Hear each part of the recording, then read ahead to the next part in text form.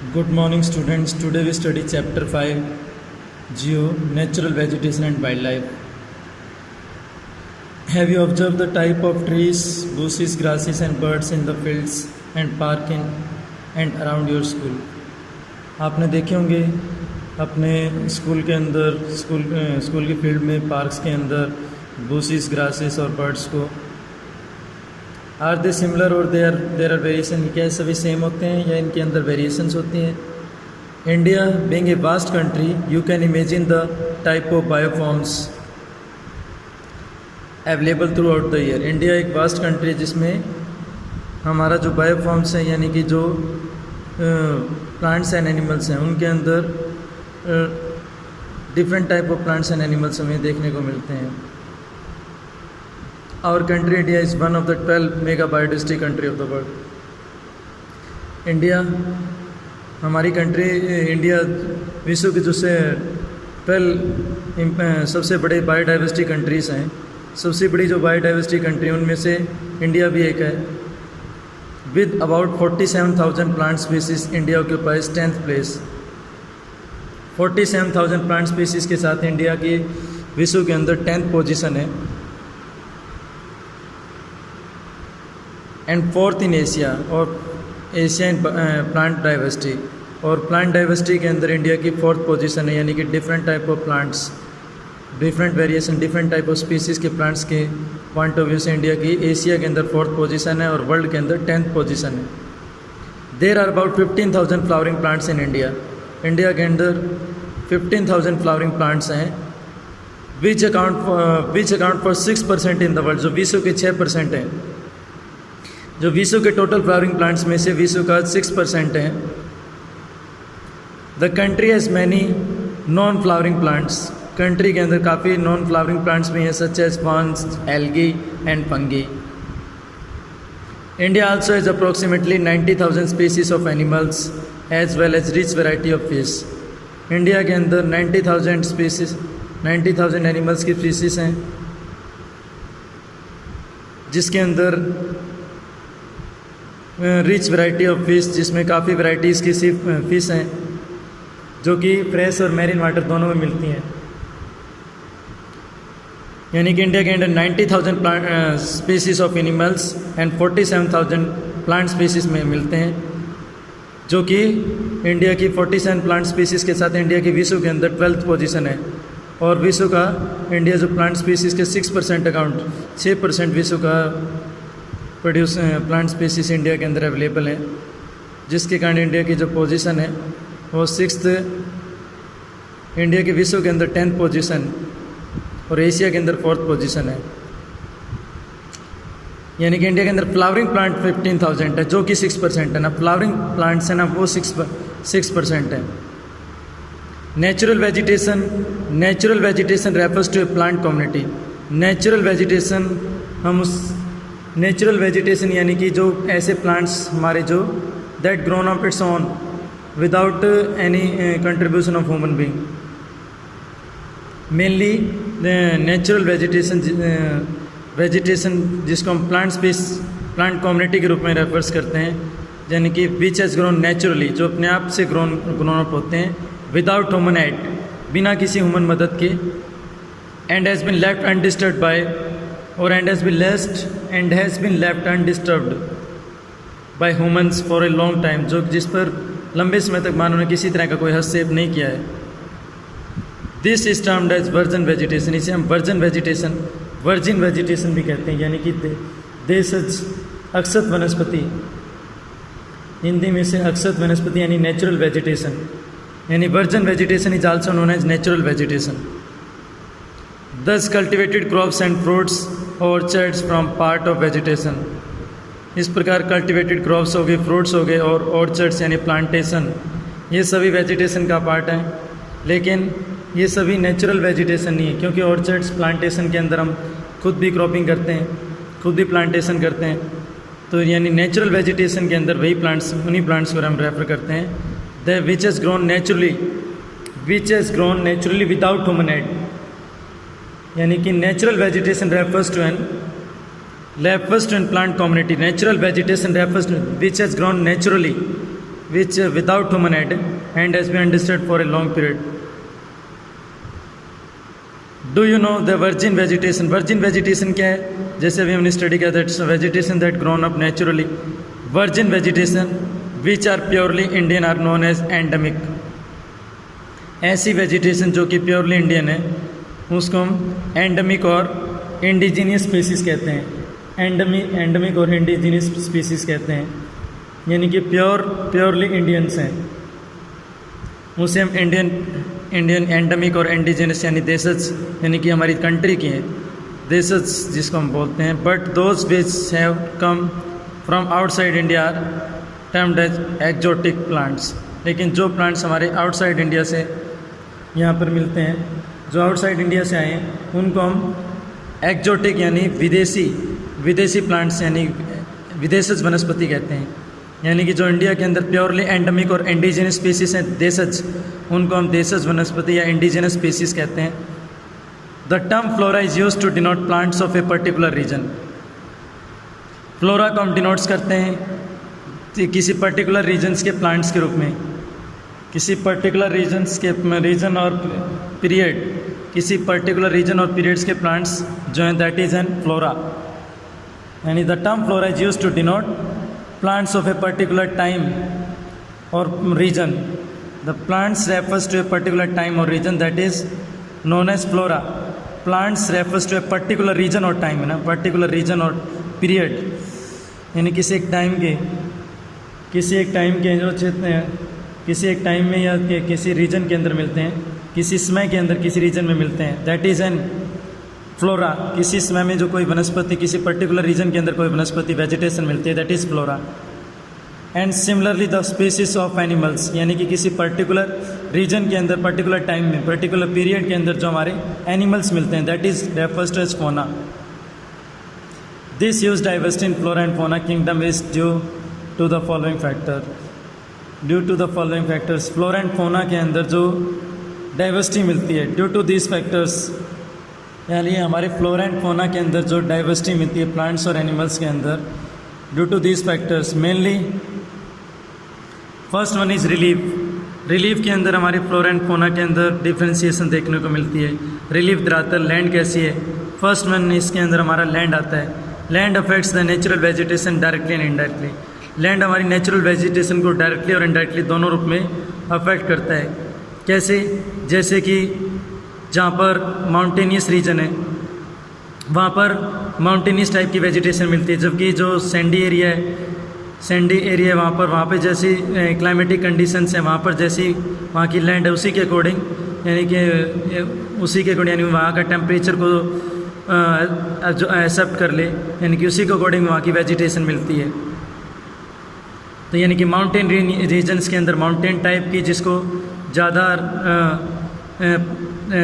उसी के according land की रिक्वायरमेंट होती है वैसी वेजिटेशन मिलती है, और प्लेन रीजन के अंदर वहाँ की लैंड के अकॉर्डिंग वहाँ पर वेजिटेशन मिलती है।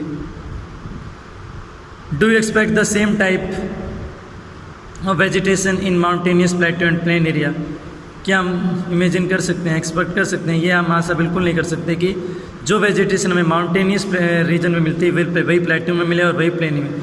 इन सब के अंदर अलग अलग, क्योंकि वहाँ की क्लाइमेटिक, क्योंकि जो प्लेन एरिया वहाँ पर ड्राई प्लेन या सैंडी सोइल्स है या सैंडी एरिया है, वहाँ पर कैसे मिलेगी? वहाँ पर ड्राई एरिया है, तो ड्राई एरिया के अंदर वहाँ पर उसी के अकॉर्डिंग वेजिटेशन मिलेगी।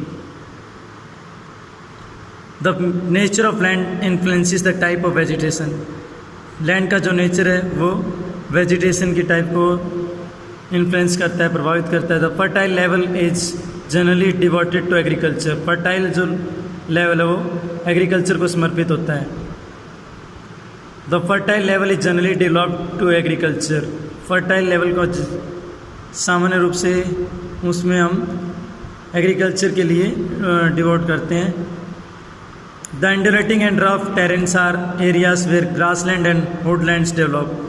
अंडुलेटिंग और रफ टेरेन्स जो हैं वहाँ पर ग्रासलैंड और वुडलैंड्स डेवलप्स होते हैं। And give shelter to variety of wild life, और वो डिफरेंट वेराइटीज़ की प्लांट्स और एनिमल्स को इनहेबिटेंट्स यानी कि वहाँ को लिविंग प्रोवाइड करता है, उनको रेजिडेंस देता है।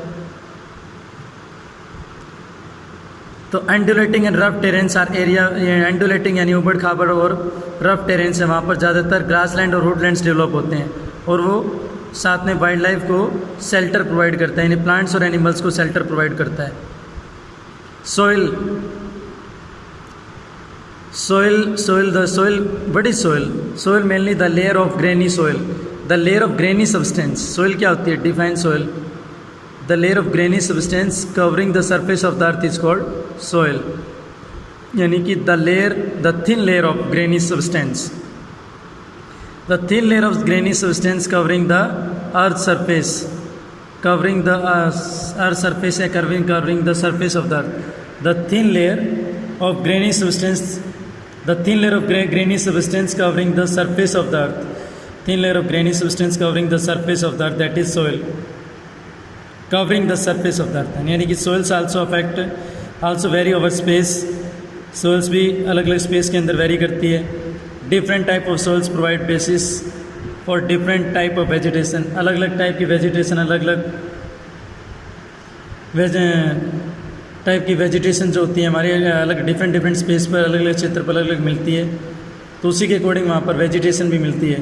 The sandy of the soils of the desert spot cactus and thorny bushes, जो सैंडी सॉइल्स हैं जो डेजर्ट एरिया के अंदर मिलती है, वो वहाँ पर कैक्टस और थोनी बुसिस मिलते हैं। While wet marshy deltaic soil के अंदर मैंग्रोव्स एंड डेल्टाइक वेजिटेशन मिलती है।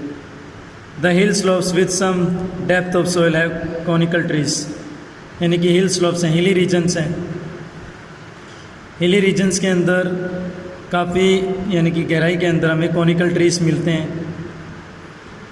Climate also affect the vegetation, the character and extent of vegetation, यानी कि जो विस्तार होता है कैरेक्टर एंड एक्सटेंट, कैरेक्टर यानी कि विशेषताएं, यानी कि character and extent of vegetation mainly determined by temperature, यानी कि specific characteristic of vegetation and extent and its extension we can determine through temperature with humidity in the air. Temperature with humidity in the air के साथ हम vegetations के extent और उसकी characteristic को measurement कर सकते हैं। Precipitation and soil also effective in this case on the slopes of the Himalayas and the hills of the peninsula, यानी कि slope of the Himalayan slopes और hills of the peninsular region के अंदर, जहाँ पर जिनकी हाइट अबव 950 है, above 915 metres है ना, वहाँ पर टेम्परेचर के अंदर डिप्रेशन आता है, गिरावट आती है।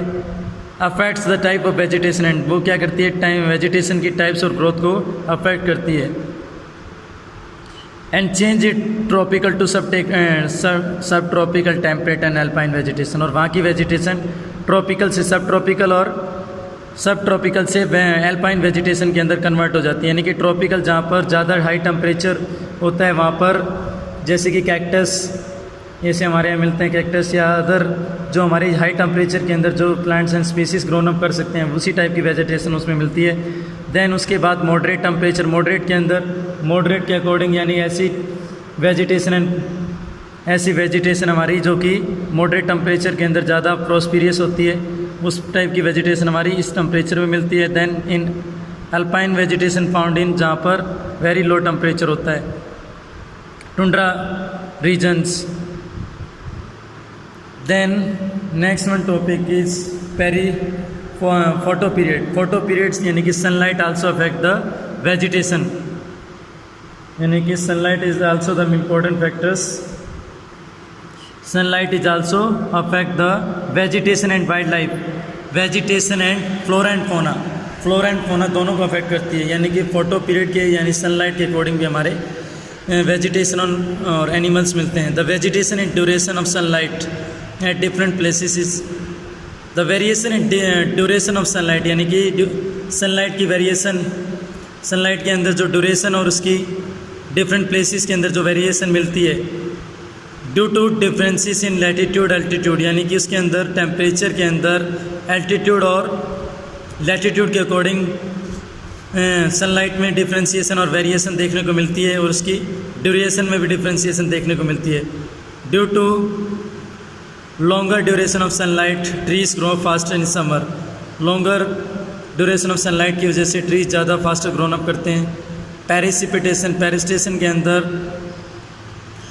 Firstly in India almost the entire rainfall is brought by the advancing south west monsoon.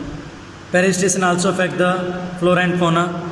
In India के अंदर जो इंटायर रेनफॉल है, entire rainfall that is brought, जो कि हमारे साउथ वेस्ट मानसून द्वारा लाया जाता है, जून से सितंबर के बीच में होता है। And rotating north east monsoon also